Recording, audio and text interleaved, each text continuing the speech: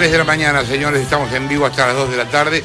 Después de intensas gestiones y una importante cantidad en dólares oficiales, hemos garantizado el pase del programa de Eliashev a de Marcela Labarca. A Eliashev hubo que darle la plata en efectivo. ¿Hubo que indemnizarlo? Hubo que indemnizarlo casi Cedines. como a Repsol. Cedines también hubo. Cedines también hubo y está acá Marcela Labarca, también conocida como la doctora Eros. ¿Qué tal? ¿Cómo les va? Les va. Muy buenos días a todos. Comenzamos la nata sin filtro, con mucho calor, una mañana muy calurosa. Fíjense que la temperatura en este momento es de 29 grados, la térmica es 31. Máxima para hoy, 36 de térmica. Es un día terrible. 36. Aparte todas las calles anegadas, colapso, tránsito, corte, piquete, la autopista. Quédate en tu casa, no veas Quédate en tu casa. Además, el tiempo va a desmejorar hacia la noche, hay probabilidad de lluvias y tormentas aisladas por la noche. Y mañana vamos a tener una mínima de 14 grados, que esto nos va a aliviar un poco, máxima 25. Recuerda que nos podés escribir. ¿A dónde? ¿A dónde? A la nata@radiomitre.com.ar. Lo podés hacer a través de Twitter, @radiomitre. Y por supuesto estamos en vivo y en alta definición entrando en www.mitrehd.com.ar. Bien, quédate en tu casa, no labures y si no pedí un subsidio como preso político. Que con eso más o menos te dan 7 lucas que se van ajustando y qué sé yo, algo es algo, con eso más o menos trata de zafar. Hay varias cosas para hablar del programa de hoy. Bermúdez está muy preocupado con el tema de la inflación. Nosotros le decimos que no pasa nada. Y no, está aumentando todo en serio y ya hay cuentas que le están dando el 28 o 29, hay otras cuentas que están dando el 30, y sí, de inflación para este año, y según el amigo va a estar alrededor del 30, 32. Sí, efectivamente. Bueno, primero, hasta octubre ya los datos de inflación depende. IPC Congreso 25,9.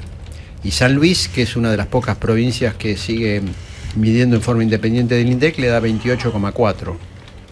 A Graciela Bebacua le dio 26,4. O sea, estamos en un rango... Pero sin diciembre.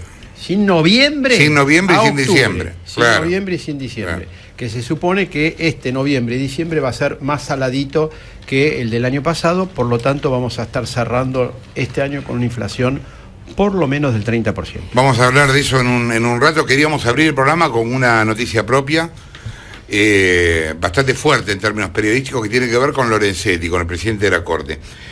La semana pasada el Senado dio media sanción a la reforma bastante polémica del Código Civil, y uno de sus autores es justamente el presidente de la Corte, Ricardo Lorenzetti. En medio del debate, la oposición denunció que el juez del tribunal había pactado con Cristina para que el oficialismo votara el texto del código. Hoy te vamos a contar desde cuándo existen los nexos de Lorenzetti con el peronismo, que uno piensa que son nuevos. No son nuevos, refieren a los 90, Aunque parezca increíble, los vínculos de Lorenzetti con el PJ empezaron en los 90, cuando Lorenzetti vivía en Rafaela, que es su ciudad natal, y se metió en el negocio de las prestadoras del PAMI, que manejaba Carlos Alderete. ¿Te acordás del enanito de Alderete, el hombre de Menem? Bueno, cuando vos decís Alderete o Matilde Menéndez, referido al PAMI, estás diciendo descontrol, afano por todos lados, prestadoras que se llevaban todo. Bueno, en ese ámbito estaba Lorenzetti laburando en las prestadoras. Te vamos a contar por primera vez cómo maneja Lorenzetti otra cosa que tiene que ver ya con hoy. Cómo maneja el presidente de la Corte el presupuesto del Poder Judicial, que para este año alcanza los 6.462 millones de pesos.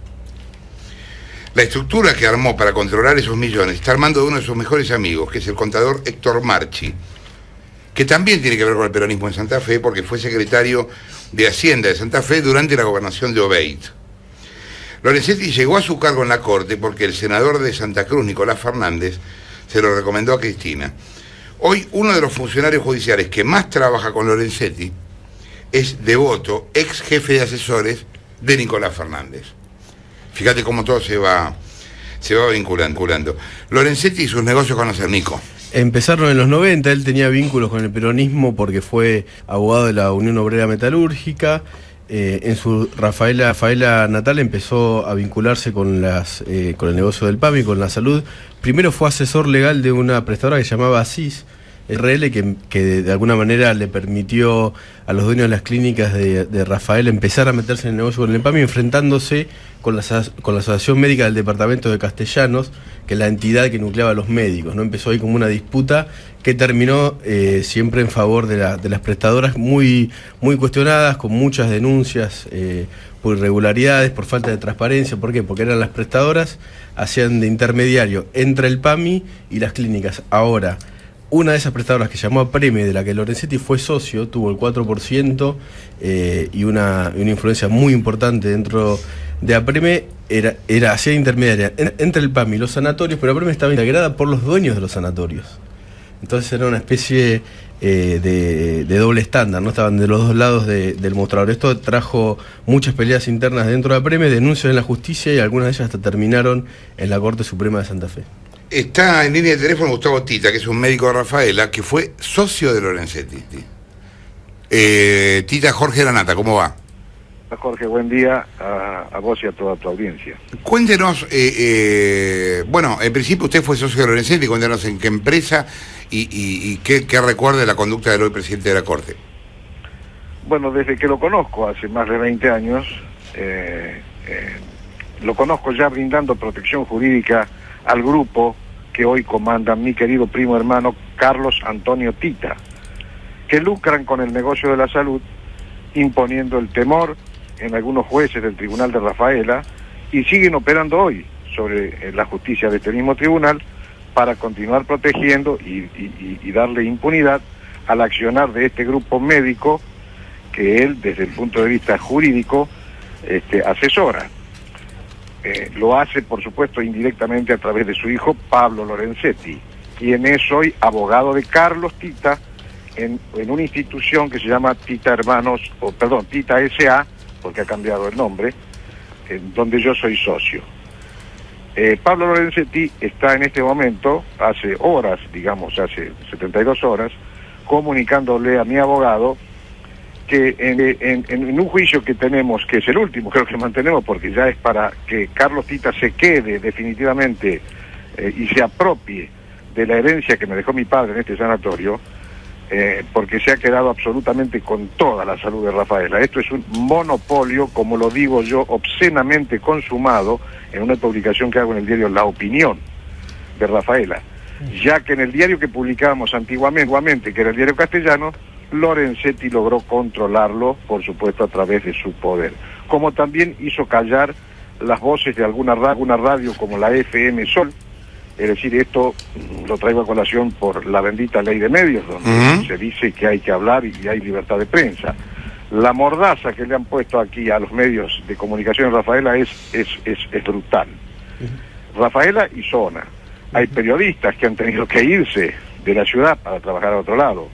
El caso de Gabriel Pesile, Delgado de Luca, bien. El avance sobre la Asociación Médica del Departamento Castellanos ha sido groseramente consumado, pero lo raro acá es que lo ha hecho a través de una vía administrativa, a través de la Inspección General de Personas Jurídicas, porque en una cuestión judicial que Lorenzetti comenzó asesorando, esto ha sido digamos, un revés para Lorenzetti, hasta en la Corte Suprema de Santa Fe, donde perdió el intento por apoderarse de esta asociación médica, entre comillas. Lo perdió a través de la vía judicial, pero lo consiguió a través de una vía administrativa, ejerciendo, digamos, su tráfico. A través de una vía de hecho, digamos. Claro, su tráfico de influencias. Tita, ¿qué tal? Nicolás Uñas, ¿cómo le va? Hola, Nico, buen día, bien. ¿Qué tal? ¿Podría resumirnos entonces bien para los oyentes que no están metidos en tema, cuál fue el papel que tuvo Lorenzetti en estas prestadoras del PAMI en los 90 en Rafaela? Él, como vos bien iniciaste la conversación, fue asesor legal de la primera de estas gerenciadoras, y creo que fue el diseñador también, porque esto lo convenían, digamos, con Carlos Alderete en su momento, o con Matilde Menéndez. ¿Qué forma legal le vamos a dar a esta institución para que nosotros podamos ejercer nuestro manejo como lo hemos ejercido? Entonces decían, en algún momento tenía que ser una UTE, o Unión Transitoria de Empresas, otras veces según la característica legal que les podía caber para que lo hagan, sin que después puedan ser investigados sus rastros, porque en esto han sido especialistas, en ir cambiando sociedades y en ir cambiando y borrando los rastros. Es decir, desaparece una sociedad, armaban otra, desaparece una sociedad, armaban otra. En esto Lorenzetti ha tenido un papel muy activo, al punto tal que en el año 96 se desaparece Asís, que es la primera que dijiste, porque mis denuncias ya se hacen públicas, y entonces para borrar todo esto y sacarlo de ese, crean otra gerenciadora que se denominó APREME, donde sí Lorenzetti participaba y donde sí yo puedo decir que fue socio mío.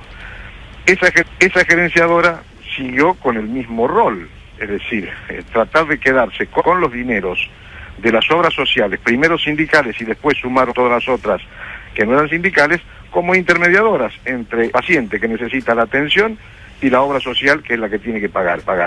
Ellos terciaban, ¿no es cierto?, en esa gerenciadora en la que yo estaba incluido, y desde donde cuando descubro este tipo de maniobras, renuncio y hago las denuncias que corresponden, que por supuesto nunca tuvieron eco, porque los tribunales de Rafaela, al decir de todos los abogados que me asesoraron, abogados penalistas de Córdoba, abogados de Buenos Aires, ahí no existe la justicia, ahí existe una genuflexión que también dice Moner Sanz en un momento, refiriéndose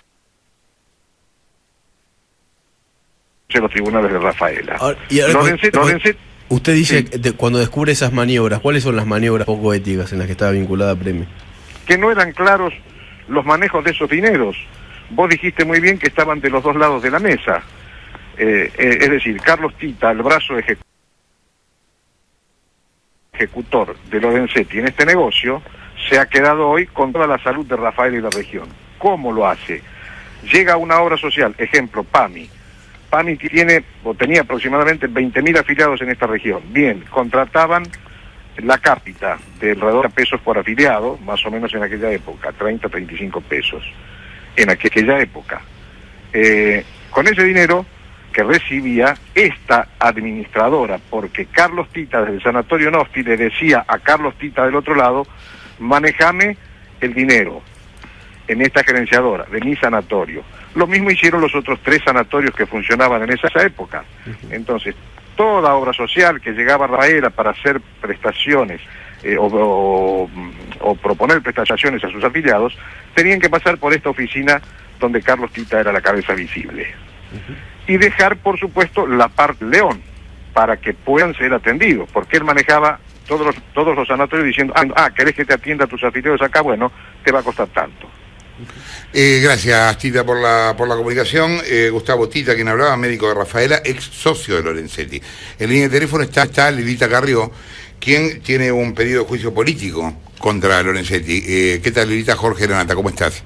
Buen día, ¿cómo les va? Sí, lo estamos terminando. Vamos a iniciarlo con los diputados que ingresen ahora a la Cámara de Diputados.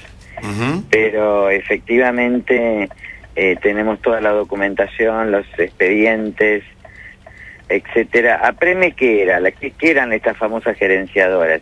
Eran las intermediadoras que ponía Alderete para el manejo per cápita y donde Alderete que cobraba coimas. Claro. Este es el sistema que yo denuncié, interpelé al Alderete, denuncié y mediante un amparo paramos el sistema de gerenciadoras. Esto ya no me acuerdo. Yo me acuerdo que la interpelación, para que ustedes tengan idea, la interpelación fue mi hermano murió en 98, en febrero del 98. Febrero del 98 tuve que enfrentarme yo en ese momento con el señor del PAMI, porque era un escándalo, porque además no se prestaban los servicios, porque estas CCA estas intermediadoras se quedaban con parte de las cápitas, y parte de esas cápitas iba para ellos, pero parte de esas cápitas, en algunos casos me comentaron, yo no tengo pruebas de ellos, de que el dinero incluso se entregaba para el PAMI, o en la propia sede del PAMI, o si no en la estación de servicio que está en la entrada a Rosario, de modo tal que fue uno de los manejos más espurios de la salud pública, y el señor Lorenzetti justamente socio de APREMA y uno de los diseñadores. El problema es que Lorenzetti además tenía otras sociedades, sobre todo el negocio de los medios, en vinculación, sobre todo uno de los socios, que era este señor Marchi, que ahora preside el Comité de Inversiones, Héctor Daniel Marchis. Sí. Es decir, en ellos eran parte en una sociedad y después se llama Medios de la Región S.A., fundada en julio del 2003. Lorenzetti era parte, también lo era Héctor Marchi. Este señor Marchi además había sido secretario de Hacienda del Intendente. De Obeid. No, primero fue secretario del primero el Intendente y después de Obeid. Y después de Obeid. O sea que es un hombre absolutamente vinculado a los manejos más oscuros del PJ de Rafaela, pero también de los sectores sindicales. Y esto explica de qué manera el Comité de Inversiones del Poder Judicial, el que lo preside es el hombre de confianza y que incluso algunos señalan como testaferro, que es Marchi. Ese Comité de Inversiones tiene a su cargo un montón de licitaciones. Entre ellas yo leí una que es escandalosa, tengo toda la copia del expediente, que es la de informatización. Pero también está el escándalo de la ciudad de Rosario, de los miembros de el resto de los miembros de ese consejo, sobre todo miembros opositores del Consejo de la Magistratura se oponen, llamado el negociado de Rosario con la ONAVE, con debido, o tal que esto va explicando de qué manera el proyecto de democratización de justicia le saca ese papel a Lorenzetti, y después Lorenzetti lo que va a pedir es que le devuelvan ese comité de inversiones. Y es ahí donde se adultera la carta. El gobierno le promete devolverle ese manejo, ¿a cambio de qué? A cambio de la adulteración de la carta de los camaristas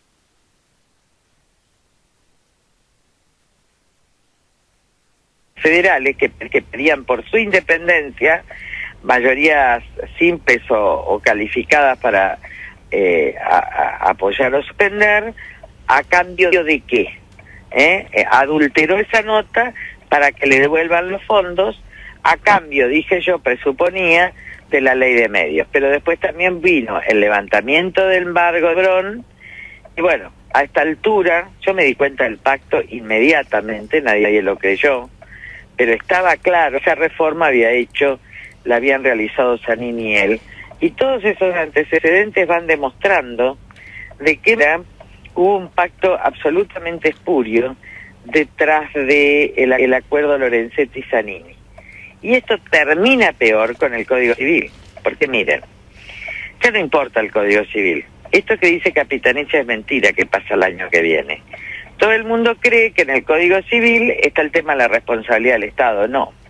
La semana que viene el Senado ya sanciona la responsabilidad del Estado, que es una ley de autoamnistía. Y esto fue acordado, porque él le presenta el proyecto, Zanini lo corrige, y lo que nunca voy a lograr entender es cómo la oposición se presta a una comisión bicameral que viola la Constitución, pero que termina en esta trampa. Del Código Civil desaparece la semana que viene la responsabilidad de los funcionarios públicos. Por obra de tratamos en diputados.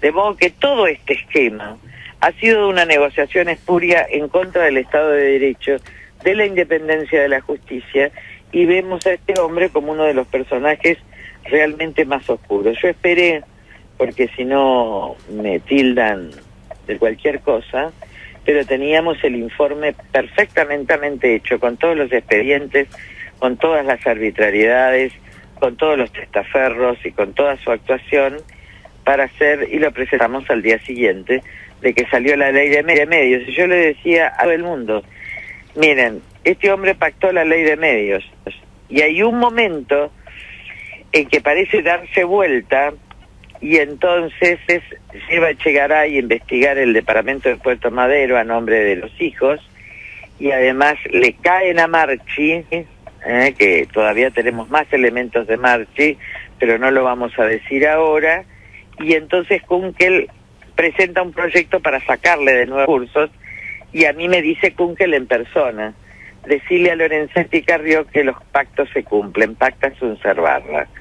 Y efectivamente se da vuelta, y 2 semanas antes de las elecciones, 2 semanas, hubo una reunión de corte de urgencia, o una semana.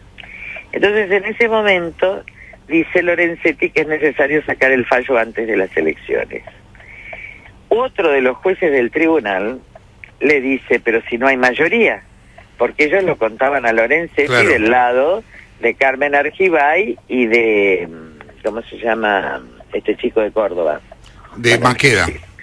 Y de Maqueda. No hay mayoría, había 3, 3 y 1. Y entonces ahí Lorenzetti les dice todos si hay mayoría. Yo soy el cuarto. Carrió, Wiñaski soy, ¿qué tal?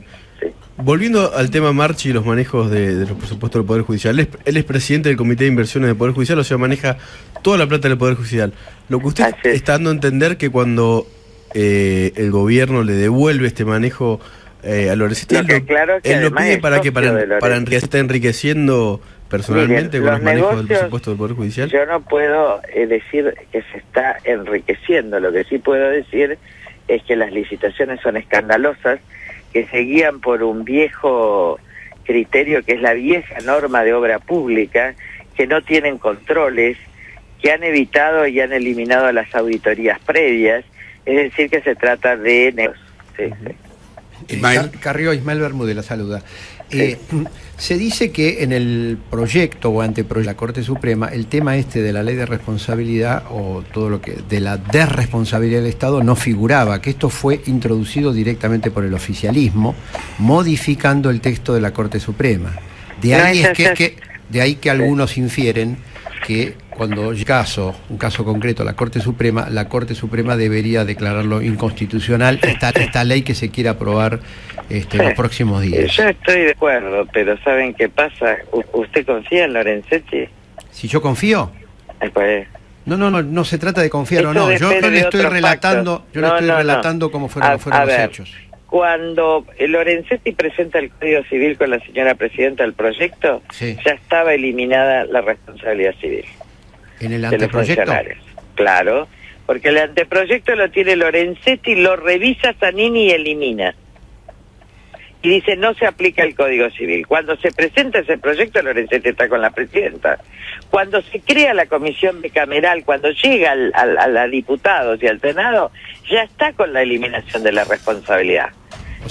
O sea que ya tiene el aval de Lorenzetti la eliminación de la responsabilidad.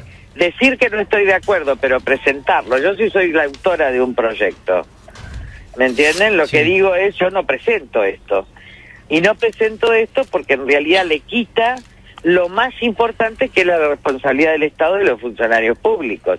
Pero él se prestó a eso. Las fuerzas opositoras, díganme, ¿cómo van a integrar una bicameral si hay Cámara de Origen y Cámara Revisora? ¿Y qué creían? ¿Que no iban a apoyar esto si ellos tenían mayoría en ambas cámaras? Entonces, Carrió, si llegara un caso concreto a la Corte Suprema, ¿la Corte Suprema tendría que excusarse del tema? Porque podría declarar inconstitucional. ¿Y por qué lo va a declarar inconstitucional si Lorenzetti, según usted, bueno, depende de cómo pacta. Hay hombres débiles que pueden ser apretados, pero no es el caso de Fay, no es el de Carmen Argibay, no es el del otro. Esta ley, que es una ley de autoamnistía, ¿vieron cuando las dictaduras dictan la autoamnistía para liberarse de los delitos? Esto se llama autoamnistía para el kirchnerismo, porque todo prescribe, toda acción. A ver, para que los que me escuchan entiendan, de acuerdo al 1112, como los funcionarios públicos responden por la culpa y la negligencia, si vos no podés llegar a probar el dolo, podías recuperar todo el dinero por el 1112, sacarle las fortunas a Cristina, a todos. Esto es lo que eliminan. Y dictan una ley donde incluso el Estado no es responsable por los concesionarios, o sea que ellos le entregaron a unos delincuentes la concesión, a vos te matan y vos no cobras nada. Y segundo, le dice a los gobernadores y a los intendentes, ustedes fijen la responsabilidad que quieran. Es como si el responsable fijara el límite de su responsabilidad, y esto es el quiebre del Estado de Derecho. Claro. Gracias, Carrió, por la comunicación. Lilita Carrió, quien hablaba, diputada nacional, va a presentar un pedido de juicio político contra Lorenzetti. Nico. Toda esta investigación del tema de Lorenzetti vinculada a las prestadoras del PAMI la inició Carlos Del Frade, un periodista de Santa Fe, escribió un libro sobre el tema donde está muy Tratamos de documentado. comunicarnos con Delfrade, Sí. es imposible, no sé qué pasó. Habíamos hablado antes, dijo que salía, pero bueno. El libro se llama Salud, Valores y Esperanzas, crónica de la Asociación Médica del Departamento Castellanos. Delfrade incluso públicamente denunció que cuando presentó este libro, Lorenzetti quiso coimearlo para sacarlo de circulación. Le ofreció, según Delfrade, le habría ofrecido $40.000. Lo que estábamos hablando del tema Marchi y el sistema de contrataciones de todo el Poder Judicial, de todo el presupuesto del Poder Judicial. Carrió decía que se está haciendo de acuerdo a una norma vieja, es un decreto del año 56.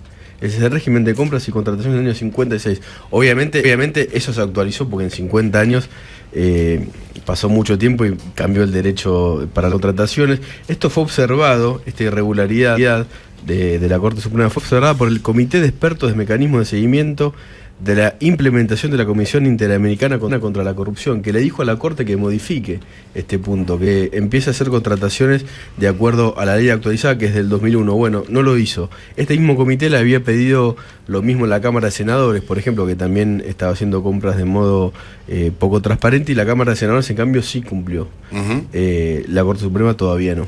Quisimos hablar con Lorenzetti, porque, bueno, la otra vez estaba muerto por salir, quería salir. Bueno, se ve que hoy no quiere salir. No, está en el exterior, está volviendo mañana. Su jefa de prensa, María Burdín, está al tanto del tema y esperemos que Lorenzetti finalmente termine hablando. Lo que sí, él ya habló sobre la cuestión de Rafaela, te explico un poco lo que dijo, lo habló con Fontevecchia en su momento. Dijo, son peleas de pueblo, para mí nunca tuvo mucha importancia el asunto, yo era abogado de 3 sanatorios, él en realidad era accionista de una de las prestadoras. La gente acá mira las cosas con la visión capitalina y eran 3 sanatorios de médicos, no eran empresarios. Y siempre se han peleado con la asociación médica. Y él admite que efectivamente los defendía y después dice, también cuenta que fue accionista de Apreme, dice, se pelean todo el tiempo, una típica empresa familiar, y entonces esa sociedad es la que citaron, que se llamaba Apreme. Esas sociedades después se escuchan que estuvieron con Alderete. Yo nunca hablé con Alderete, dice él, es una acusación que nadie le hizo, ni sabía quién era, eso es raro. Que no supiera quién era raro, porque era prestador raro, de las obras sociales y el otro estaba en el PAMI, digamos. Cuando fui nominado a la Corte, la única impugnación que tuve de todo el país fue la de mi pueblo, lógicamente, porque la impugnación es se la hace la Asociación Médica del Departamento Castellanos. Me pusieron en la tapa disfrazado de enfermera, bueno, cuenta una cuestión ahí de Rafaela, y dice, me dolió mucho por mis hijos, yo perdí mucho por estar en la Corte, no es que gané. En ese momento fui a ver a cada uno de los diputados y líderes de las bancadas a explicarles la situación. Ahí hablé con Carrió, la única vez que hablé, y la verdad siempre tuve un gran respeto por ella y lo sigo teniendo, dijo Lorenzetti. 11 de la mañana.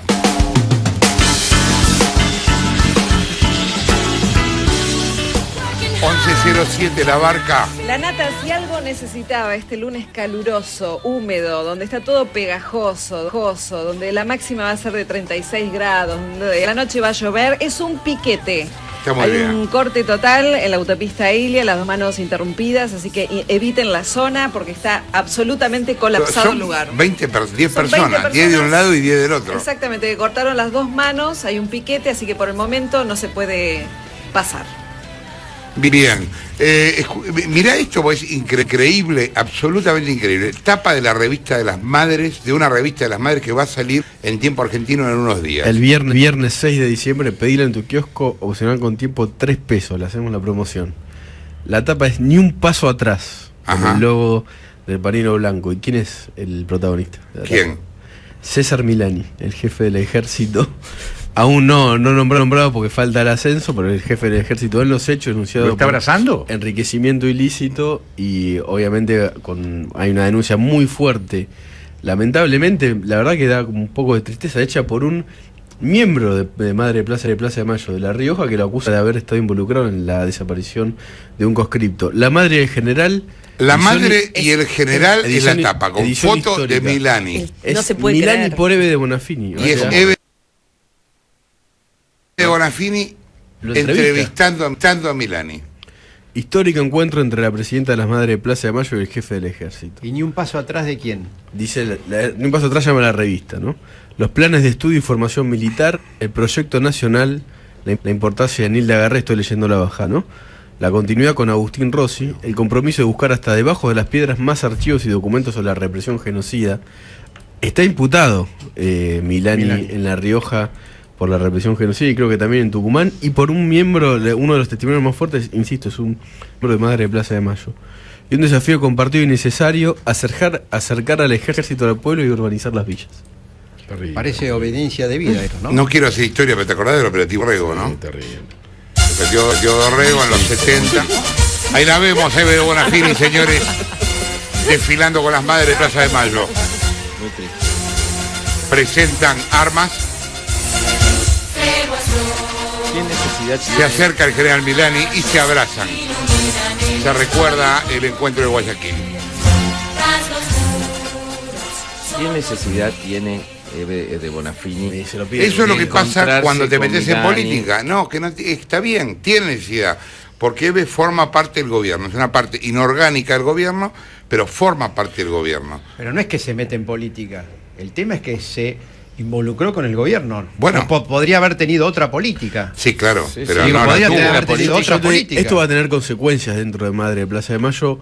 Te leo un título de una nota de nuestro colega Julio Ayub Morales, que publicó en Clarín en su momento. Las madres de La Rioja piden al gobierno que eche a Milani. Las madres de Plaza de Mayo de La Rioja y su grupo de apoyo deploraron ayer profundamente que el gobierno nacional siga sosteniendo como jefe del ejército al represor César Milani. Esto es lo que dice Madre de Plaza de Mayo. Que la conducción nacional no piensa igual, porque acaba de entrevistarlo. Salvo la dictadura.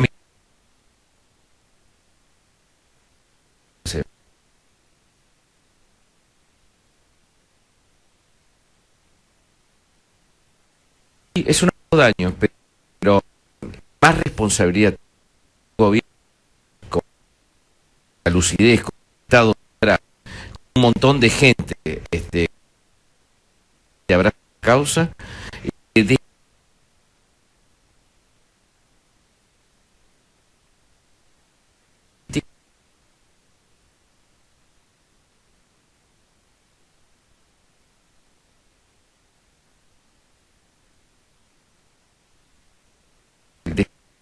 brutal respecto a una de las organizaciones, o estas dos organizaciones que son fundamentales, fueron fundamentales para la democracia. Escuchá ¿no? esta frase que escuché ayer de un importantísimo dirigente político. El kirchnerismo compró a los derechos humanos de la izquierda porque eran los más... Necesitaban apoyo y tenían el 22% y tenían que salir a comprar algo para ver a quién carajo los apoyaba y qué es lo más barato para comprar. Es tremendo, es tremendo. El documento este de las Madres de La Rioja, deplorando profundamente que el gobierno nacional sostenga como jefe del ejército el represor Milani, estaba firmado por Marcela Brizuela de Ledo y Graciela Ledo, madre y hermana respectivamente del soldado desaparecido Alberto Agapito Ledo, así como por el expreso político Alfredo Olivera y Luis Torres de Toledo. Olivera denunció en el Nunca Más de La Riojana en 1984 que Milani fue quien allanó su casa y detuvo a su padre en forma ilegal en el 77 y luego lo hostigó al propio Olivera cuando este fue detenido e interrogado en el Juzgado Federal de La Rioja. Bien, el viernes en Tiempo Argentino, señores, la historia de amor entre Eve y Milani, es la revista de las madres, una etapa en la cual Eve Bonafini entrevista a Milani. Hay varias historias alrededor del tema Ford. Por un lado, la autopsia, ¿no? Y por otro lado, intentaron robar el auto en el que viajaban los hijos de Ford. Mercedes Ninzi está en un móvil con eso. Mercedes.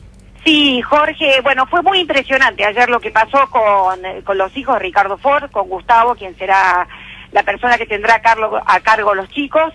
Hubo un intento de asalto, no se sabe realmente, recién Gustavo nos decía que él cree que fue el voleo, pero fue muy impresionante porque fue una persecución que empezó en provincia, que esto no se sabía, y terminó acá en Capital Federal. Ajá. Y vos sabés que el robo se produce a una cuadra de la comisaría 35, en la calle Cuba y Manuela Pedraza.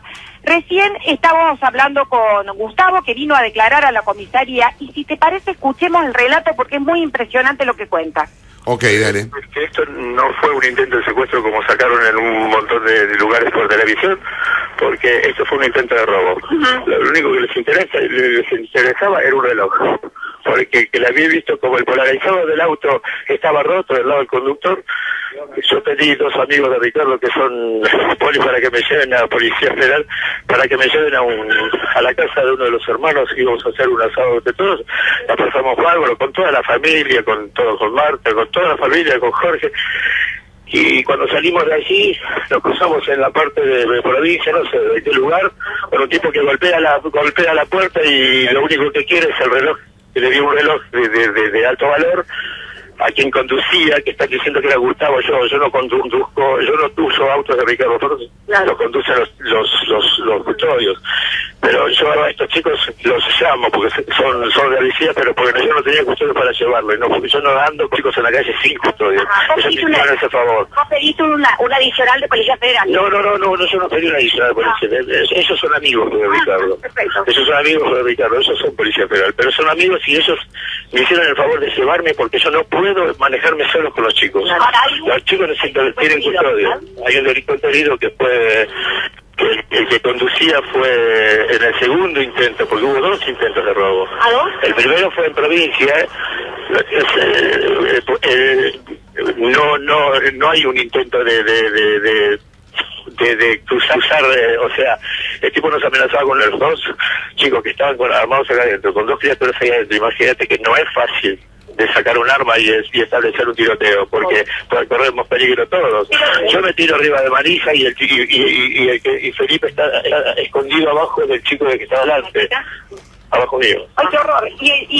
Abajo mío. Ahora, ¿y el delincuente que está herido saben algo del resto de los delincuentes? No, sé que uno fue herido porque en el momento que Gustavo baja de el chico abre la puerta, viste que los autos se bloquean una vez que están cerrados, pero justo en el mismo momento que Gustavo baja, porque el peque de este lado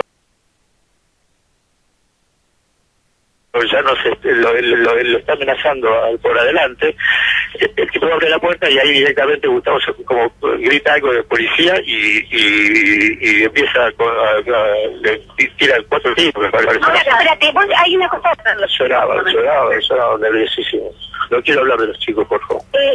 ¿Vos cómo estás? Sí, bueno, ahora están tranquilos, todo, pero prefiero no hablar de eso. ¿Se sigue manejando con la misma seguridad de siempre, con los mismos chicos? Sí. Lo que pasa es que esto fue una reunión rápida y yo no alcanzaba a tener los custodios que yo tengo siempre de los chicos, ¿no? Bueno, esto era parte... Fíjate cómo cambian las cosas, porque lo que sabíamos hasta hoy a la mañana es que había sido un robeo acá en la calle Cuba y Manuela Pedraza. Bueno, por lo que él está contando fueron 2 robos, uno en un lugar y otro en otro, con lo cual es imposible que esto haya sido el boleo. Claro, es lo que yo decía, Gustavo, esto no puede haber sido el boleo. Acá había una persecución de provincia a capital. Entonces, obviamente, Gustavo descarta la hipótesis del secuestro, como la descartaron todos los amigos de Ford, pero a mí me llama mucho la atención. 2 tipos, aparte otra cosa que estaba averiguando esta mañana, los tipos, 2 motochorros. Los que estamos acostumbrados a ver los motochorros en la calle son chicos... ¿Hola? Sí, ¿me escuchás? Se corta. Generalmente los motochorros son chicos flaquitos, muy jóvenes. Y acá estamos hablando del motochorro herido, que se llama, a raíz del tiroteo, queda uno herido que está internado en el Pirómano, que se llama Rubén Darío D'Angelo, 44 años. Ya me parece un tipo grande para ser motochorro. ¿Tiene antecedentes? ¿El tipo se sabe, no? No, todavía no hemos podido averiguar, pero en eso estamos, tratando de averiguar si no es uno de los que salió a pasear de la cárcel. Ajá. Además, una de las versiones que Gustavo no sabe es que habría un auto similar al de ellos que lo venía... Un auto de apoyo, claro. Un auto de apoyo. Entonces, otra cosa... Sí, demasiado operativo para hacer casualidad, está claro.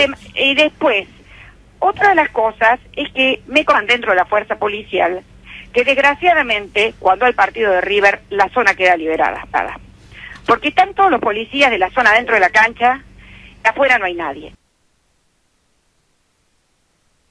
En el barrio no hay nadie. De hecho, mientras yo estuve parada en la comisaría 35, la cantidad de gente que vino, que le habían robado a la misma hora, por la zona de acá, porque me dicen que queda desguarecido. Entonces, realmente no se sabe. Hace falta que en el hospital Pirómano está D'Angelo con una custodia policial en la puerta, me imagino. Hola. Sí, el detenido está con una custodia policial en la puerta del hospital. Obviamente no hemos podido hablar con él todavía, está incomunicado, pero la verdad que todo es raro. Mientras tanto, mientras esto sucedía, César Carosella, que es el abogado de la familia Ford, de Ricardo, estaba acá nomás a un par de cuadras, hablé con él, en la casa de Eduardo Ford.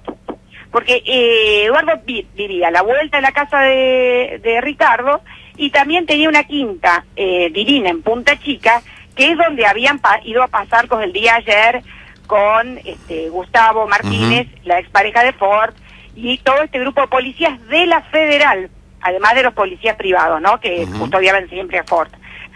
Así que la verdad es que está complicado el tema. Mañana, me dijo Gustavo recién, van a volver los chicos al colegio. Ella quiere que vuelvan, sí. Fíjate, Mercedes, si se puede averiguar algo del tema de la autopsia.